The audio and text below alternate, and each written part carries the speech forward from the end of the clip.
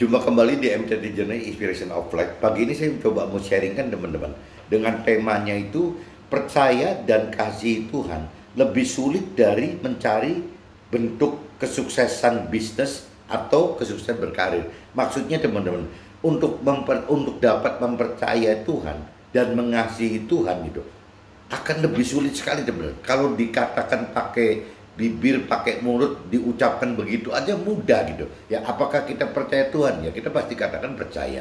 Apakah kita mengasihi Tuhan? Pasti kita nggak berani ngomong tidak mengasihi. Pasti juga akan ngomong mengasihi. Tapi dalam realitanya teman-teman, untuk percaya dan mengasihi Tuhan, berarti kan harus melakukan firman teman. Kalau bentuknya nggak nyata gitu, ya bentuk percaya dan mengasihinya apa? Justru kalau kita beneran percaya dan mengasihi Tuhan, ya berarti kita harus melakukan firman. Nah, waktu melakukan firman teman-teman, timbul kesulitan yang lebih sulit gitu. Mencari Tuhan itu lebih sulit daripada ya cuman Uber kesuksesan bisnis atau Uber kesuksesan berkarir gitu. Nah, ini nanti saya coba jelasin di draft teman-teman. Tapi dasar dari tema hari ini saya ambil dari kitab Roma teman-teman. Kitab Roma pasal 9 ayat 14 sampai 29, dan saya ambil dari kitab Ibrani pasal 12 ayat 1 sampai 17. Jadi sebelum masuk draft, saya coba baca dua kitab ini teman-teman supaya sharingnya punya dasar gitu, punya dasar firman teman. Jadi saya campurkan antara apa yang terjadi dalam hidup saya yang terkait hidup bersama Tuhan dan juga dengan dasar firman Tuhan. Jadi akhirnya sharingnya itu lebih baik gitu daripada kita cuma sekedar curahan hati saja gitu. Nah, ini saya bacakan dulu teman-teman kitab Roma pasal 9, teman-teman coba cari kitab Roma pasal 9 ayatnya dari 14 teman-teman. 14 sampai ke 19 sampai 29. Ayat 14 sampai 29 teman-teman. Jadi cukup panjang ya, 14 sampai 29. Oke, jadi ini cukup panjang nih teman-teman. Nah, ini saya dibaca dari kitab Roma pasal 9 ayat 14 dulu teman-teman.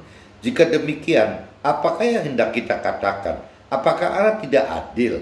Mustahil. Sebab ia berfirman kepada Musa, aku akan menaruh belas kasihan kepada siapa aku mau menaruh belas kasihan, dan aku akan bermurah hati kepada siapa aku mau bermurah hati. Jadi prinsip Tuhan itu seperti itu teman. Jadi tidak bisa kita nilai kenapa kok berbelas kasihan ke orang itu, kenapa bermurah hati ke orang itu. Karena prinsip Tuhan seperti itu gitu. Ya Tuhan sekarapnya, sekendak Tuhan, ya namanya juga Tuhan gitu. Gak bisa manusia atur gitu.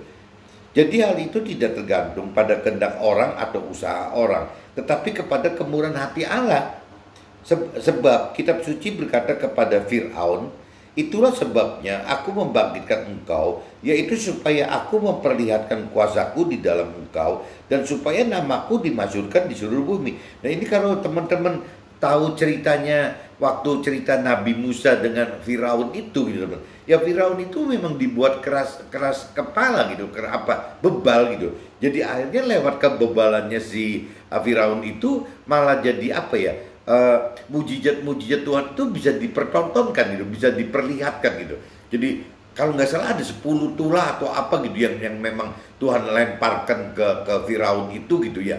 Dan Firaunnya dibuat keras kepala benar. Nah, akhirnya dengan kebebalan Firaun itu Tuhan melalui Nabi Musa bisa menciptakan mujizat-mujizat sehingga kita bisa baca sampai ini hari teman-teman. Dari 2000 tahun yang lalu gitu kejadiannya, tapi sampai ini hari kita masih bisa membaca gitu. Nah, maksudnya gitu teman. Jadi Tuhan itu bisa gitu mengeraskan hati seseorang itu, menegarkan gitu hati seseorang itu ya karena Tuhan pengen berhendak sesuatu gitu. Nah, ini yang dimaksud itu tidak bisa diatur sama manusia teman-teman. Sebab kitab suci berkata, ini saya ulang lagi, sebab kitab suci berkata kepada Firaun, itulah sebabnya aku membangkitkan engkau, dikeraskan, ditegarkan itu, yaitu supaya Tuhan memperlihatkan kuasa Tuhan di dalam melalui si Firaun itu, dan supaya nama Tuhan dimasyhurkan di seluruh bumi. Yaitu sampai hari ini orang tahu semua gitu, sedunia orang tahu ya, baca kitab suci orang Nasrani, Alkitab ya udah tahu. Dan saya pikir di di kitab Al-Quran juga jangan-jangan ada loh teman. Sama sih ada cerita Nabi Musa juga gitu, ada cerita Fir'aun juga, harusnya sama gitu, mirip-mirip sama gitu. Kalau kita memang mencari persamaannya, kecuali kalau kita selalu pengennya membandingkan Alkitab dengan Al-Quran itu dicari dari sisi tidak samanya, ya nanti ketemu dan tidak sama. Tapi kalau kita cari dari sisi samanya, ya kita akan ketemu sisi persamaan gitu. Jadi ia menaruh belas kasihan kepada siapa yang dikehendakinya, dan ia menegarkan hati siapa yang dikehendakinya. Sekarang, nah ini teman-teman simak ya ayat 18. Jadi karakter Tuhan itu seperti itu teman-teman. Jadi Tuhan menaruh belas kasihan kepada siapa yang dikehendaki Tuhan, dan Tuhan menegarkan hati siapa yang dikehendaki Tuhan gitu. Jadi mesti hati-hati teman. Sekarang kamu akan berkata kepadaku, jika demikian apalagi yang masih disalahkannya, sebab siapa yang menentang kehendaknya gitu. Siapakah kamu, hai manusia, maka kamu membantah Allah? Dapatkah yang dibentuk berkata kepada yang membentuknya gitu, mengapakah engkau membentuk aku demikian? Jadi maksudnya kalau dari sisi kitab Nasrani diumpamakan bahwa manusia itu adalah jadi tanah liat yang dibentuk gitu oleh si Tuhan gitu. Jadi ya terserah Tuhan, dan mau bentuknya jadi apa juga terserah Tuhan gitu. Ya kenapa manusia mesti ribut? Mengapakah engkau membentuk aku demikian gitu? Kenapa kok kita jadi seperti ini? Ya itu kembali lagi ya sekehendaknya Tuhan gitu. Karena ya Tuhan adalah ya Tuhan gitu. Apakah tukang periuk tidak mempunyai hak atas tanah liatnya untuk membuat dari gumpal yang sama suatu benda untuk dipakai guna tujuan yang mulia, dan suatu benda lain untuk dipakai guna tujuan yang biasa saja? Jadi kalau untuk menunjukkan murkanya dan menyatakan kuasanya, Allah menaruh kesabaran yang besar terhadap benda-benda kemurkaannya yang telah disiapkan untuk kebinasaannya. Jadi ini cerita yang di ayat 22 teman-teman. Ini cerita Firaun itu gitu. Firaun itu seolah-olah apakah memang kalau memang dia tidak bisa berubah menjadi benar, ya pasti dibinasakan teman-teman. Firaun itu dibinasakan. Nah kita mesti hati-hati teman-teman. Nanti di draft itu juga saya ingetin gitu. Jangan sampai nanti, biasanya yang saya alamin, yang saya tahu gitu kalau dari sharing-sharing dengan teman rohani atau mentor rohani, ujung-ujungnya ujian cobaan yang paling berat itu adanya di pasangan kita teman-teman. Nah tinggal problemnya pasangan kita itu dibuat seperti Firaun tadi gitu loh. Ya Firaun terhadap Nabi Musa dibikin tegar gitu si pasangan kita tuh, sehingga terus-terusan aja kitanya juga jadi mengalami penindasan gitu. Tapi takutnya pasangan kitanya yang jadi korban gitu. Jadi kayak contohnya Nabi Musa dengan Firaun. Ya akhirnya kan Firaunnya jadi korban. Kenapa? Karena Firaunnya nggak mau berubah gitu. Nah, kalau saya pelajarin lagi bukan dari sisi Nabi Musa dan Firaun gitu, ya bisa juga terjadi cerita antara Nabi Ayub dan istrinya teman-teman. Jadi bisa saja gitu. Ya Tuhan pakai istri Nabi Ayub itu seperti Firaun, ditegarkan gitu. Nah, waktu si istrinya Ayub itu tidak menyadari itu, ya sampai bubarnya teman-teman. Jangan-jangan yang namanya Nabi Ayub itu bubar sama istrinya, entah istrinya meninggal, entah istrinya kabur, dia nggak ngerti. Tapi yang jelas sepertinya Ayub ganti istri gitu. Itu cerita kalau si istri, pihak istri yang dibuat tegar gitu. Tapi bisa juga teman-teman, kalau ada di cerita lain yang saya pernah baca itu cerita Abigail gitu, Abigail yang salah satu istrinya Raja Daud gitu, dengan suaminya waktu itu gitu, namanya Nabal gitu. Dan Nabal ini juga sama teman, sama Tuhan dibuat berkeras hati, tegar gitu. Ya akhirnya sampai meninggalnya Nabal teman, sampai akhirnya jadi Abigail dipersunting sama Raja Daud menjadi istrinya gitu. Nah itu juga sama, jangan sampai kita yang pasangan yang laki itu jadi Nabal, jangan sampai pasangan kita yang perempuan itu menjadi si istrinya Nabi Ayub gitu. Nah itu nanti ya dua-duanya itu tidak Nabal, tidak istrinya Ayub itu jadi ngalamin seperti Nabi Musa dengan si Firaun itu teman-teman. Nah ini nanti dalam draft coba kita singgung lagi teman-teman. Justru untuk menyatakan kekayaan kemuliaannya atas benda-benda belas kasihannya yang telah dipersiapkannya untuk kemuliaan, yaitu kita telah dipanggilnya bukan hanya dari antara orang Yahudi tetapi juga dari antara bangsa-bangsa lain. Seperti yang difirmankannya, juga dalam kitab Nabi Hosea. Teman-teman, di ayat 24 ini nyebutnya Yahudi itu karena zaman itu memang yang dianggap percaya dan mengenal Tuhan itu cuma bangsa Yahudi, teman-teman. Jadi teman-teman jangan kaitkan Yahudi itu dengan Yahudi sekarang gitu. Karena Yahudi itu zaman itu ya memang cuma mereka gitu, agama yang tertua yang menyembah Tuhan itu ya cuma Yahudi. Nah cuman waktu itu kan belum lahir yang namanya Nasrani, belum lahir namanya Muslim gitu. Jadi ya memang sebutan di kitab suci jadi ya tidak bisa nyebut Nasrani atau Muslim gitu, karena memang yang disebut itu kalau orang percaya Tuhan gitu ya ya disebutnya Yahudi, teman-teman. Tapi kalau sekarang kan beda gitu, Yahudi ya Yahudi, ya orang Nasrani ya orang Nasrani, orang Muslim ya orang Muslim gitu. Karena udah berbeda gitu. Ini kan cerita 2000 tahun yang lalu nih, teman-teman. Seperti yang difirmankannya juga dalam kitab Nabi Hosea, yang bukan umatku akan kusebut umatku, dan yang bukan kekasih, ya kekasih gitu sebutnya. Dan di tempat di mana akan dikatakan kepada mereka, kamu ini bukanlah umatku, di sana akan dikatakan kepada mereka, anak-anak Allah yang hidup.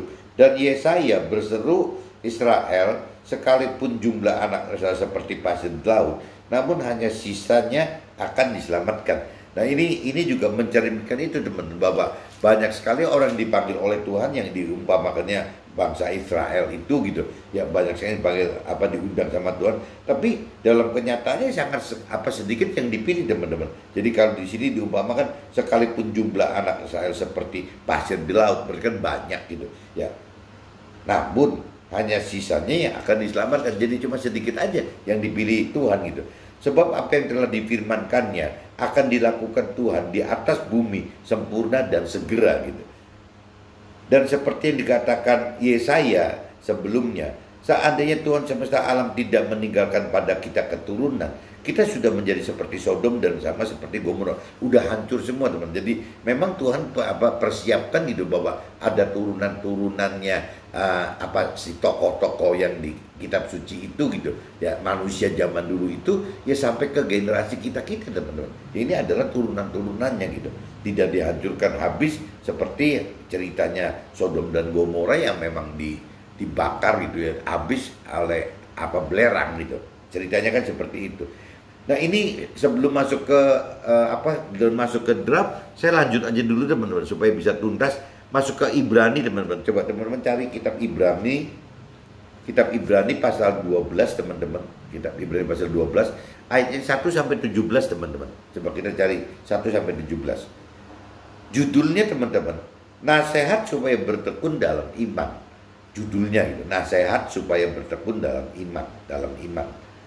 Karena kita mempunyai banyak saksi, bagaikan awan yang mengelilingi kita, kemarilah kita menanggalkan semua beban dan dosa yang begitu merindangi kita, dan berlomba dengan tekun dalam perlombaan yang diwajibkan bagi kita. Marilah kita melakukannya dengan mata yang tertuju kepada Yesus, kepada firman Tuhan, kalau diuniversalkan itu, yang memimpin kita di dalam iman, dan yang membawa iman kita itu kepada kesempurnaan, yang dengan mengabaikan kehinaan, tekun memikul salib, ganti sukacita yang disediakan bagi dia yang sekarang duduk di sebelah kanan kata Allah. Nah ini kalau kita simak di ayat 2 gitu, teman-teman. Jadi Tuhan itu, firman Tuhan itu menghendaki kita itu punya iman yang sempurna, teman-teman. Dengan yaitu untuk mendapatkan iman sempurna itu ya kita harus mengalami kehinaan, harus menderita, memikul salib, dalam arti menderita ya, diganti sukacita duniawi. Jadi kita tidak dapatkan sukacita duniawi, teman. Di dunia itu kalau kita ingin melakukan firman Tuhan, bisa-bisa mendapatkan duka cita gitu, bukan sukacita duniawi. Nah ini yang sering disalah persepsikan sama manusia, teman. Untuk orang-orang yang belum mengerti firman Tuhan lebih dalam gitu. Jadi akhirnya dianggapnya kalau Tuhan itu pasti ujungnya sukacita. Padahal enggak, teman-teman. Berbeda sekali gitu. Justru sukacita di dalam dunia ini ya bagi orang duniawi gitu. Bagi mungkin orang yang berkeyakinan, dalam arti kata percaya Tuhan dan mengaku mengenal Tuhan, tapi ya cuma dari fantasi aja, dari pikiran, perasaan, kehendaknya sendiri aja, dari jiwa sendiri, bukan dari jiwa Tuhan gitu, teman-teman. Ini yang mesti kita juga hati-hati gitu, jangan duduk di fungsi itu. Nah ini Ingatlah selalu akan Dia yang tekun menanggung bantahan yang sehebat itu terhadap dirinya dari pihak orang-orang berdosa, supaya jangan kamu menjadi lemah dan putus asa. Dalam pergumulan kamu melawan dosa, kamu belum sampai mencucurkan darah, dan sudah lupakah kamu akan nasihat yang berbicara kepada kamu seperti kepada anak-anak? Hei anak-anakku, janganlah anggap enteng didikan Tuhan, dan janganlah putus asa apabila engkau diperingatkannya. Jadi diingatkan seperti itu. Tapi ini kalau kembali ke pasal ke ayat 4, teman-teman. Di sini ditekankan kan dalam pergumulan kita melawan dosa, kita belum sampai mencucurkan darah. Jadi kalau kita lihat penderitaan kita saat ini, teman-teman, penderitaan itu bukan di tubuh gitu ya. Tapi kalau zaman dulu, teman-teman, itu penderitaan itu, melakukan firman itu mengalami penderitaan sampai ke tubuh loh. Bisa dibunuh, keluarganya bisa dibunuh gitu. Sampai konsekuensinya darah gitu. Kalau sekarang kan bukan, teman. Cuma daging kita saja yang dibunuh, itu daging kita gitu. Bukan istilahnya tubuh kita dibunuh, tapi daging kita. Daging kita ya gampangnya ya nafsu-nafsu duniawi itu, teman. Nafsu-nafsu duniawi kita itu yang dibunuh gitu. Bukan tubuh kita yang dibunuh. Tapi kalau cerita pengikut Tuhan yang zaman dulu gitu ya, apabila memang benar-benar percaya dan mengasihi Tuhan, itu konsekuensinya berat sekali, teman-teman. Jadi yang melakukan firman itu bisa sampai dibunuh gitu ya, atau ya mungkin ya bisa keturunannya juga gitu, bisa keturunannya jadi korban gitu. Nah ini yang disebut di ayat 4 itu gitu, teman-teman. Jadi di kitab Ibrani pasal 12 ayat 4 itu, dalam pergumulan kita sekarang gitu yang melawan dosa kita belum sampai mencucurkan darah, maksudnya gitu, teman. Jadi kita paling yang kena daging kita berarti lah hal-hal nafsu duniawi itu gitu. Tapi kalau zaman dulu bukan cuman dagingnya saja, bukan soal nafsu duniawi saja, tapi secara fisikly gitu, secara tubuh itu bisa dibunuh. Jadi zaman sekarang harusnya lebih ringan, teman. Meskipun dalam prakteknya ya berat juga sih yang kita rasakan gitu. Karena Tuhan mengajar orang yang dikasihinya, dan Ia menyesa orang yang diakui sebagai anak. Jika kamu harus menanggung ganjaran, Allah memperlakukan kamu seperti anak. Dimanakan terdapat anak yang tidak diajar oleh ayahnya gitu. Tetapi jikalau kamu bebas dari ganjaran harus diderita setiap orang, maka kamu bukanlah anak, tetapi anak-anak gampang. Jadi kalau tidak mengalami penderitaan gitu, ya berarti disebutnya anak-anak gampang gitu. Selanjutnya dari ayat kita yang sebenarnya, kita beroleh ganjaran dan mereka kita hormati. Kalau demikian, bukankah kita harus lebih taat kepada Tuhan Allah segala roh supaya kita boleh hidup gitu. Sebab mereka mendidik kita dalam waktu yang pendek sesuai dengan apa yang mereka anggap baik. Ini cerita orang tua, teman-teman. Tetapi Tuhan Allah menghajar kita untuk kebaikan kita supaya kita beroleh bagian dalam kekudusannya. Jadi kalau cerita orang tua kita, ya Tuhan atau firman Tuhan katakan mereka mendidik kita dalam waktu yang pendek sesuai dengan apa yang mereka anggap baik gitu. Tetapi Tuhan Allah mengajar kita untuk kebaikan kita supaya kita beroleh bagian dalam kekudusannya. Memang tiap-tiap ganjaran pada waktunya ia diberikan tidak mendatangkan sukacita, tetapi duka cita. Tetapi kemudian ia menghasilkan buah kebenaran yang memberikan damai kepada mereka yang dilatih olehnya. Nah ini kalau kita simak ayat 11 juga, teman-teman, kan dinyatakan itu lagi loh. Jadi memang tiap-tiap ganjaran pada waktu ia diberikan tidak mendatangkan sukacita gitu. Nah sedangkan parameter orang duniawi atau orang punya keyakinan, kalau ikut Tuhan itu pengennya ya sukacita gitu. Padahal di sini kan bukan sukacita, tetapi duka cita. Tetapi kemudian ia menghasilkan buah kebenaran yang memberikan damai kepada mereka yang dilatih olehnya. Jadi sasaran kalau cerita ikut Tuhan itu bukan sasarannya sukacita di dunia, teman-teman. Ya di dunia itu bisa duka cita.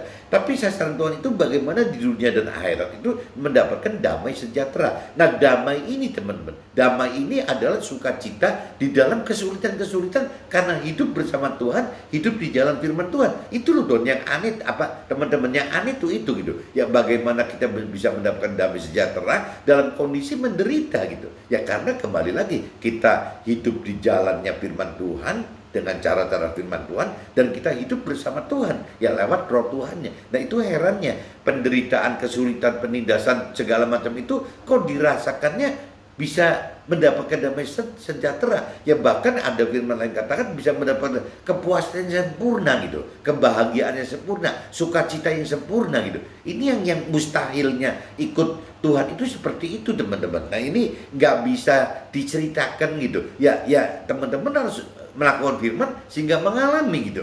Mengalami apa yang dimaksud dengan ayat 11 ini, teman. Kitab Ibrani pasal 12 ayat 11 ini. Ya teman-teman harus bisa mengalami sendiri gitu. Sebab itu kuatkan tangan yang lemah dan lutut yang goyah, dan luruskanlah jalan bagi kakimu, sehingga yang pincang jangan terplecok tetapi menjadi sembuh. Berusahalah hidup damai dengan semua orang dan kejarlah kekudusan, sebab tanpa kekudusan tidak seorang pun akan melihat Tuhan gitu. Jagalah supaya jangan ada seorang pun menjauhkan diri dari kasih karunia Allah, agar jangan tumbuh akar yang pahit yang menimbulkan kerusuhan dan mencemarkan banyak orang. Janganlah ada orang yang menjadi cabul atau yang mempunyai nafsu yang rendah seperti Esau gitu, yang menjual hak kesulungannya untuk sepiring makanan. Nah, cerita Esau kan begitu teman-teman, cerita soal makanan kacang merah itu gitu. Tapi kalau kita sekarang, zaman sekarang, kita ibaratkan pengusaha atau orang karir, ya ini dibalikin lagi teman-teman ya. Di sini kalau saya universkan untuk pengusaha atau orang karir gitu. Janganlah pengusaha atau orang karir menjadi cabul atau yang mempunyai nafsu yang rendah seperti Esau yang menjual hak kesulungannya. Maksudnya kesulungan itu berarti untuk percaya dan mengasihi Tuhan, ya untuk ya cuman sukses bisnis gitu dan sukses karir. Jangan sampai kesuksesan karir, suksesan bisnis atau usaha itu menjadi nafsu yang rendah gitu teman-teman. Nafsu yang rendah untuk tidak mendapatkan percaya dan kasih yang dari Tuhan tadi gitu. Nah ini maksudnya gitu. Jadi compare-nya itu kalau si Esau itu waktu itu mengabaikan percaya Tuhan dan mengasihi Tuhan itu dengan hanya ditukar semangkok kacang merah gitu. Nah kalau kita teman-teman pengusaha atau orang karir juga jangan sampai kita menukar Tuhan, percaya dan mengasihi Tuhan itu hanya dengan ya ukurannya ya kesuksesan duniawi, dalam arti kata pengusaha itu dan orang karir itu yang mencari hanya pembanding itu ya kesuksesan duniawi. Ya nanti kalau sampai dapat kesuksesan duniawi, ya kita kehilangan yang namanya percaya kepada Tuhan, mengasihi. Nanti akhirnya seperti di ayat 17 nih teman. Sebab kita tahu bahwa kemudian ketika ia hendak menerima berkat itu, ia ditolak sebab ia tidak beroleh kesempatan untuk memperbaiki kesalahannya, sekalipun ia mencarinya dengan mencucurkan air mata. Nah ini maksudnya gini teman. Jadi Esau ini meskipun dengan mencucurkan air mata mengaku salah, tapi nggak bisa teman. Nah kita juga maksud firman ingatkan begitu. Jangan sampai kita udah kebacut hanya menargetkan diri mencari kesenangan duniawi, baik untuk pengusaha, orang bisnis atau orang karir ini. Nah waktu nanti satu saat kita menyesal gitu bahwa oh ini salah langkah nih, kok kita jadi bukan mencari Tuhan gitu, bukan mencari firman Tuhan dulu, kok malah mencari sukses dunia. Nah waktu kita menyesal itu maksudnya tidak mudah teman-teman untuk bisa kembali memperbaiki kesalahan kita gitu. Karena yang mungkin karakter kita udah robah sekali, mungkin umur kita juga sudah tua sehingga akhirnya keburu meninggal. Ini resiko sekali teman-teman. Jadi ini kembali lagi saya sudah bacakan kitab Roma pasal 9 ayat 14 sampai 29 dan kitab Ibrani pasal 12 ayat 1 sampai 17 udah selesai teman-teman. Nah sekarang coba saya masuk ke draft, siapa tahu nanti penjelasannya bisa lebih jelas gitu teman. Tuhan dapat membuat pasangan hidup kita tegar hati agar Tuhan dapat perlihatkan kuasa Tuhan di dalam pasangan hidup kita supaya nama Tuhan dimasyhurkan di seluruh bumi gitu. Ini seperti cerita di kitab Roma pasal 9 ayat 18. Jadi ia menaruh belas kasihan kepada siapa yang dikehendakinya dan ia menegarkan hati siapa yang dikehendakinya. Pasangan kita dibuat tegar seperti Firaun terhadap Nabi Musa gitu. Jadi bisa teman. Jadi kalau saya suami berarti pasangan saya si istri ini bisa dibuat setegar Firaun loh. Bisa seperti itu gitu. Sebaliknya kalau kita misalnya yang mengalami ini adalah yang pihak istrinya gitu, ya bisa mendapatkan suaminya gitu setegar Firaun juga gitu. Nah ini tadi saya udah jelaskan gitu. Kalau saya umpamakan, kalau Firaun itu kan cerita antara Firaun dengan Nabi Musa, teman-teman. Jadi bagaimana caranya Tuhan memperingatkan Nabi Musa itu dan supaya Nabi Musa itu bisa menjadi saksi untuk banyak orang gitu. Kalau nggak salah kan nanti akhirnya kan sampai yang nyebrang padang gurun yang ikut Musa itu 2 juta orang gitu, teman-teman. Jadi nggak main-main gitu. Dan 2 juta orang itu bisa percaya Nabi Musa ya karena balik lagi karena Nabi Musa bisa bersaksi gitu apa yang terjadi hidup bersama Tuhan di dalam perintah peraturan Tuhan gitu. Jadi itu yang diceritakan disaksikan akhirnya sampai penganutnya 2 juta orang teman ikut Musa menyeberangi laut merah gitu, pengen menyeberangi laut merah gitu. Jadi intinya gitu teman. Jadi bagaimana caranya kebesaran Tuhan itu gitu ya, Tuhan ciptakan lewat mujizat-mujizat gitu waktu itu ya, dengan cara bagaimana bisa melahirkan mujizat itu ya dengan Tuhan membuat Firaun itu seperti apa. Kalau buat masak itu talenannya buat nyincang daging, nyincang sayur gitu. Jadi Firaun itu menjadi talenannya gitu. Ya, talenan supaya mujizat Tuhan bisa terjadi sehingga bisa disaksikan oleh orang banyak dan bisa dialami oleh Nabi Musa, teman. Nah, waktu Nabi Musa itu mengalami itu, Nabi Musa bisa bersaksi terus-menerus gitu. Sampai 2 juta orang akhirnya ikut Nabi Musa gitu. Nah, ini kalau cerita Firaun dengan Nabi Musa kan si Firaun yang dikeraskan hatinya, teman-teman. Tapi kalau saya simak dari cerita lain, Nabi Ayub gitu. Nabi Ayub itu sama, teman. Nabi Ayub itu mengalami seperti Nabi Musa itu, tapi yang dikeraskan, ditegarkan hatinya itu istrinya, teman. Istrinya Nabi Ayub gitu. Sampai ujung-ujungnya ya nggak tahu meninggal atau bubar gitu. Yang jelas Nabi Ayub jadi nikah lagi dengan istri yang baru, jadi akhirnya punya anak yang baru gitu, punya kehidupan yang baru seperti itu. Itu kalau cerita si pihak istri yang dijadikan keras, tegar hati seperti Firaun itu. Tapi kalau cerita di firman yang lain, saya juga baca di kitab cerita Abigail sama Nabal gitu, zamannya Raja Daud gitu.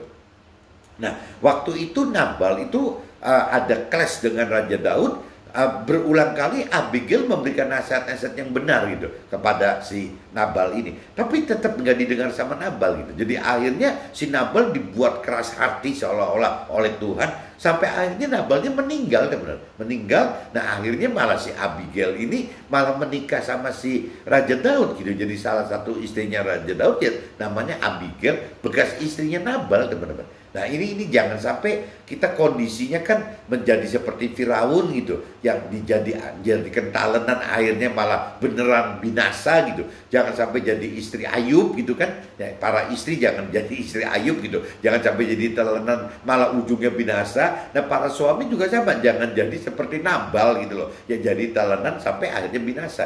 Nah, ini yang balik lagi yang kita berubah, ya kita harus belajar menjadi seperti apa ya? Seperti contohnya ya Sarah gitu, ya Sarah terhadap Nabi Abraham gitu, atau mungkin cerita kalau yang laki-laki itu berarti cerita Raja Daud kepada misalnya kepada Batseba gitu, misalnya seperti itu, teman-teman. Jadi bagaimana nanti ujung-ujungnya bisa menikmati damai sejahtera berdua. Karena kalau tadi dikatakan di firman kan, kalau kita bicaranya orang dunia targetnya sukacita gitu, tapi kalau bicara orang rohani bukan targetnya sukacita gitu.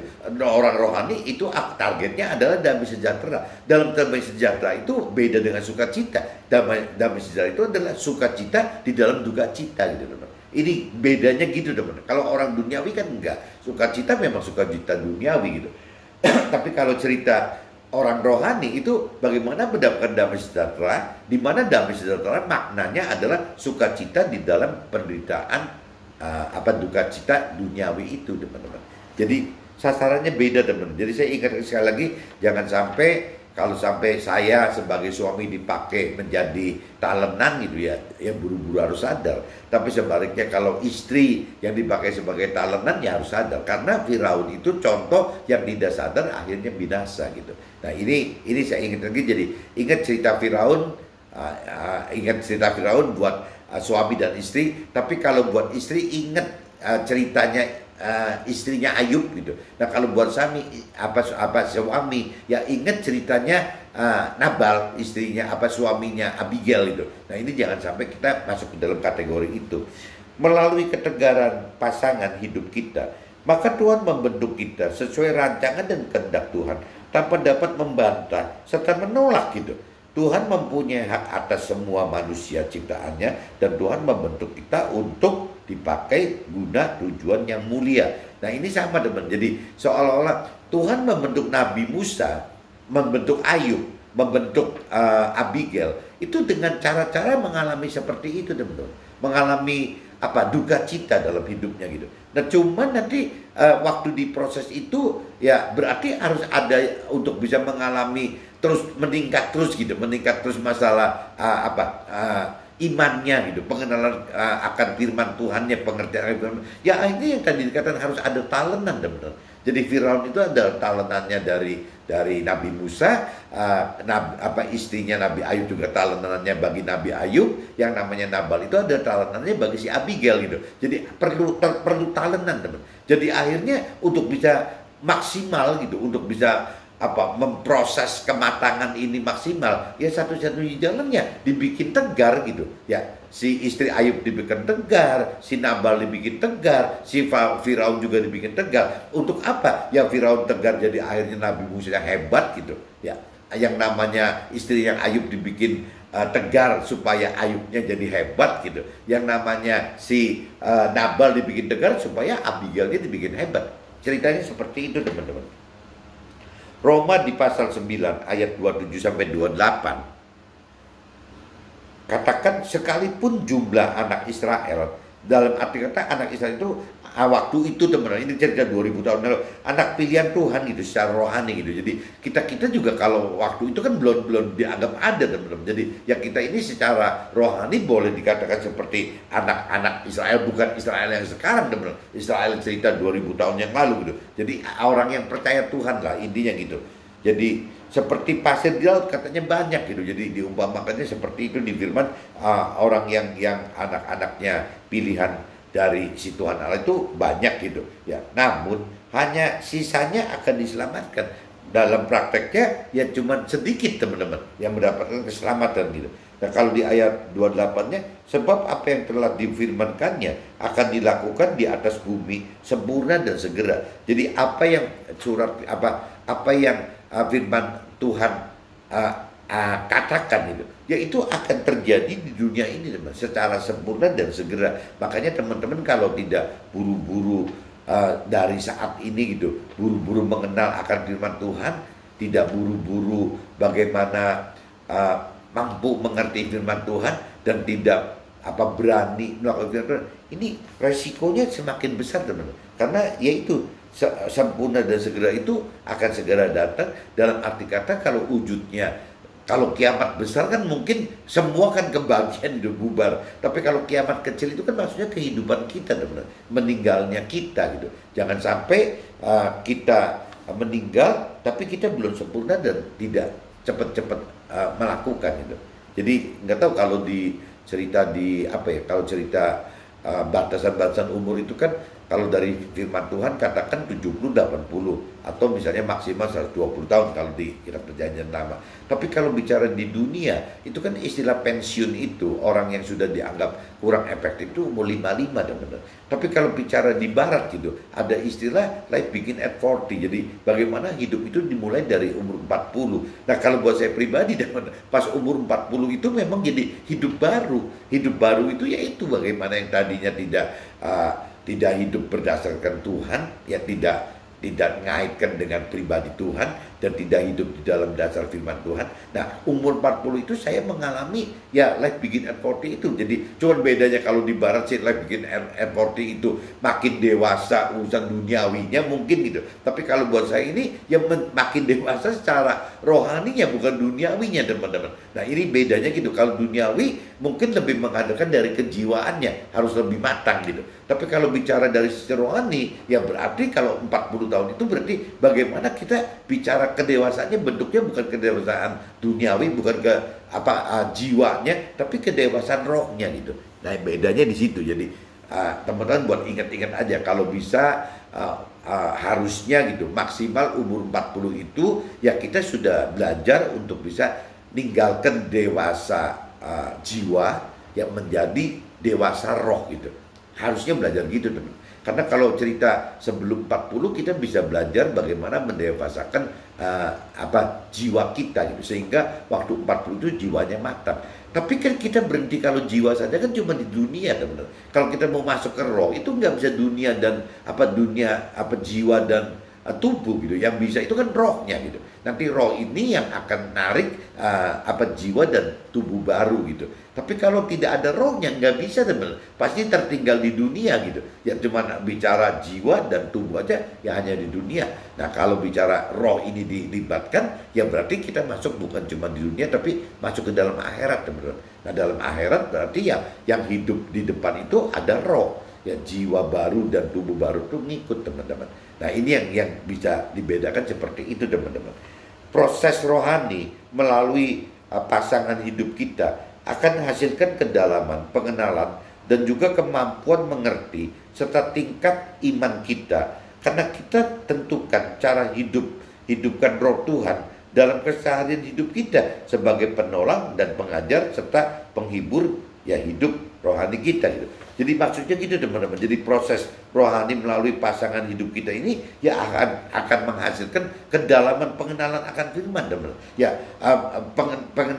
kedalaman pengertian akan firman dan mampu, teman-teman, mampu mengerti gitu. Dan juga keberanian meningkatkan level iman sehingga kita makin berani melakukan firman Tuhan, teman-teman. Makin mampu melakukan firman. Kenapa? Ya karena balik lagi ya waktu kita di posisi dalam mengenal mengerti akan firman Tuhan dan berani melakukan firman Tuhan, ya otomatis, teman-teman, kita udah pasti mengandalkan firman Tuhan sebagai dasar hidup kita dan kita menghidupkan roh Tuhan sebagai kuasa, teman-teman. Kuasa untuk bisa ya menghadapi ya apa yang kita lakukan sesuai perintah-perintah firman Tuhan itu. Tanpa roh Tuhan nggak mungkin, teman. Nah kenapa roh Tuhan bisa sehebat itu? Karena roh Tuhan itu pola roh Tuhan kan roh dari Tuhan itu. Polanya pasti supranatural, teman. Nah waktu si roh Tuhan ini dengan pola supranatural, ya otomatis si roh Tuhan ini akan menjadi yang dikatakan sebagai penolong kita, sebagai pengajar kita, sebagai penghibur kita gitu. Ya segalanya gitu. Jadi Tuhan itu seolah-olah sudah membekali kita tidak beda dengan Nabi Isa atau Yesus gitu. Diberi satu roh Tuhan di dalam roh kita, ya akhirnya kita jadi semua jadi bagus, teman-teman. Mampu mengerti, mampu melakukan firman Tuhan gitu, mampu mengalami firman itu jadi mampu semua. Kecuali kalau bicara kemauan itu, teman-teman. Kalau bicara mau mengenal Tuhan atau mau mengenal firman Tuhan, dan Tuhan nggak bisa tuh, nggak bisa paksa gitu. Itu kembali lagi, teman-teman, mesti ingat itu dari dasar kemauan kita sendiri, teman-teman. Kita harus mau sendiri, jangan sampai Tuhan yang bikin kita mau, rasanya nggak ada, rumus itu nggak ada gitu. Tapi kalau bicara Tuhan bikin kita mampu mengerti, Tuhan bikin mampu kita melakukan, itu iya, itu bisa gitu. Karena ada unsur roh Tuhan tadi, teman-teman. Nah, kita coba lihat di Ibrani pasal 12, teman-teman, ayat 2. Marilah kita melakukannya dengan mata tertuju kepada Yesus kalau di Alkitab dibunyi Yesus. Tapi kalau kita universal kepada Nabi Isa atau firman Tuhan yang memimpin kita dalam iman dan membawa iman kita itu kepada kesempurnaan, yang dengan mengabaikan kehinaan, tekun memikul salib. Dalam arti kata salib di sini adalah penderitaan oleh lakukan firman Tuhan, teman-teman. Ganti sukacita yang disediakan bagi dia berarti Nabi Isa atau firman Tuhan, atau bagi Yesus yang sekarang duduk di sebelah kanan tahta Allah. Nah kalau teman-teman simak Ibrani 12 ini, teman-teman, ya jelas yang namanya iman itu memimpin kita ke dalam iman yang membawa kita kepada kesempurnaan iman. Jadi Tuhan itu bukan cuma beriman saja, teman, tapi Tuhan itu ingin kita benar-benar memiliki iman yang sempurna, teman. Nah, iman yang sempurna itu makin kita dapatkan apabila kita makin berani, makin banyak melakukan firman Tuhan, teman. Nah, untuk melakukan banyak berani firman Tuhan itu kan umumnya bertentangan dengan hal-hal duniawi, teman. Ya, dianggapnya malah tidak wajar gitu. Dianggapnya tidak rasional, irasional gitu. Nah, ini yang akhirnya kita dengan gaya hidup kita seperti itu, akhirnya kita jadi mengalami itu yang tadi, teman, ketidakwajaran tadi, akhirnya membuat kita tertekan hidup di dunia ini gitu. Nah, waktu kita ditekan terus di dunia ini karena memang dianggap tidak wajar, dianggap aneh, dianggap gak waras gitu. Nah, akhirnya kita menderita, teman-teman. kita pasti menderita. Ada yang tidak kuat akhirnya mengikuti, ada juga yang apa ya, jadi udah benar-benar mengenal, mengerti, tapi tidak kuat hidup. Mungkin bisa, tapi bisa juga orang yang keyakinan itu karena tidak, belum atau tidak mengenal percaya Tuhan yang pribadi, Tuhan yang benar itu bagaimana, yang namanya apa, percaya firman Tuhan, mengenal firman Tuhan itu dengan benar itu bagaimana gitu. Orang keyakinan kan seperti itu teman-teman, hanya sekedar berpikir bahwa saya udah percaya Tuhan kok, dari pikiran perasaan kehendaknya sendiri, saya sudah mengenal firman Tuhan kok, tapi dari pikiran perasaan kehendak sendiri. Nah ini yang bikin nyasar semua teman-teman. Nah orang-orang seperti itu maksudnya ya bagaimana bisa mendapatkan iman yang sempurna, ya beriman pun juga tidak. Beriman ya percaya, kembali lagi percaya kepada Tuhan gitu. Nah percaya kepada Tuhan adalah yang melakukan firman Tuhan gitu, dengan bertindak melakukan firman Tuhan. Nah kalau bagaimana bisa beriman kalau misalnya tidak melakukan firman Tuhan? Bagaimana bisa melakukan firman Tuhan apabila tidak mengenal dan tidak mengerti firman Tuhan gitu? Ya bagaimana gitu? Bagaimana kita pengen disebut beriman? Kenapa kok orang-orang yang berkeyakinan itu kok menganggap bahwa dia sudah beriman gitu? Ya balik lagi, jadi kalau makna beriman itu adalah ya percaya dengan apa yang Tuhan perintah peraturkan gitu. Berarti kita harus melakukan firman itu gitu, melakukan perintah peraturan itu. Nah kalau kita mengaku beriman tapi tidak punya dasar pengenalan pengertian akan firman Tuhan, tidak punya dasar pengenalan pengertian akan perintah peraturan Tuhan di firman-Nya, ya berarti bohong teman. Ya itu berarti ya dia hidup bukan dasarnya dari apa yang Tuhan rencana dan rancang dan kehendaki, tapi ya masuk dalam rancangan dan kehendaknya manusianya sendiri teman. Nah ini teman-teman asal tahu aja seperti itu teman-teman. Jadi kita harus menjadi pelaku firman agar kita mendapatkan iman yang sempurna gitu. Dan iman yang sempurna itu kita butuh perjuangan sampai kita meninggal dunia teman-teman, karena nggak ada batasnya gitu. Jadi iman itu adalah seperti iman menuju kepada iman gitu. Jadi ya seperti apa, ada mentor rohani katakan, jadi bukan iman itu atau hidup itu cuma titik sudah berhenti gitu. Ya bukan gitu. Ya firman mentor rohani ada katakan bahwa hidup itu seperti garis gitu. Garis yang tidak berhenti gitu. Yang bukan seperti titik tapi garis. Sampai kita meninggal itu tidak pernah berhenti teman. Ya itu yang disebutnya iman. Tahap demi tahapnya iman itu seperti itu teman. Bahkan kalau yang saya alami, pengenalan pengertian akan firman pun sama teman. Jadi pengertian demi pengertian, ya level tingkat iman gitu, tingginya tingkat iman ke level tingkat iman. Jadi memang dengan Tuhan itu hidup sekali teman. Hidup bersama Tuhan itu hidup gitu. Jadi nggak ada titik matinya. Bahkan yang namanya kitab suci saya pernah sharingkan, sampai kita meninggal juga tetap nggak habis teman. Karena pengertiannya berubah terus gitu. Nah itu yang disebut firman hidup itu teman-teman. Dapatkan iman sempurna seperti yang Tuhan kehendaki, butuh percaya dan kasihi Tuhan gitu. Jadi untuk bisa mendapatkan iman sempurna teman, ya kita harus percaya kepada Tuhan gitu. Kita harus mengasihi Tuhan secara total, nggak bisa separuh-separuh gitu. Nanti kalau separuh-separuh jadi kayak Esau tadi gitu. Jadi istilahnya Esau itu pengen menikmati hal duniawi ya dengan mengorbankan yaitu hak kesulungan. Hak kesulungan ya berarti kan hak untuk bisa mendapat hidup dengan cara benar itu Esau hilangkan gitu demi semangkok kacang merah aja. Nah kita kan jangan sampai begitu. Jangan sampai kita sebagai pebisnis, pengusaha atau orang karir itu jangan sampai gara-gara usaha, gara-gara bisnis, gara-gara karir itu kita hanya kehilangan hak kesulungan kita. Ya hak untuk bisa hidup ya dengan keselamatan akhirat yang Tuhan janjikan di dalam surga itu gitu. Nah ini jangan sampai kita kehilangan itu teman. Nanti takutnya firman katakan tadi, apabila kita sadar bahwa kita hidup salah itu kita menyesal karena udah nggak keburu teman. Kitanya udah nggak keburu berbalik untuk menjadi lebih belajar untuk benar lagi. Nah ini ya dari sekarang ya kita harus coba belajar tahu bahwa hidup yang benar itu harus bagaimana gitu teman-teman.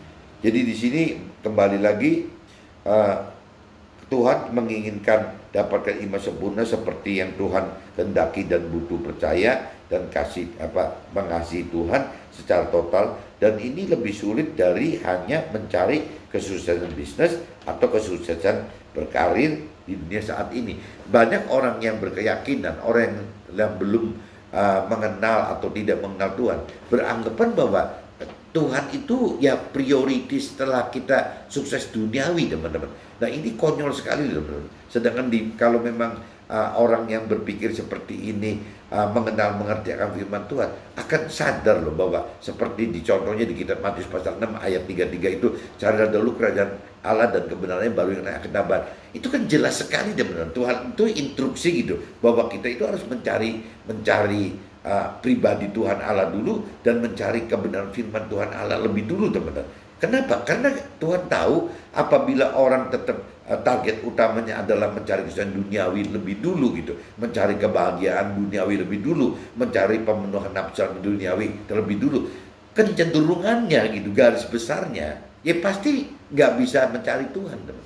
Tidak bisa mencari Tuhan dengan benar gitu. Ya karena apa? Karena yang hidupnya sudah merasa aman, ya sudah merasa terjamin gitu, merasa bahagia. Ya tapi mentoknya di situ, teman-teman.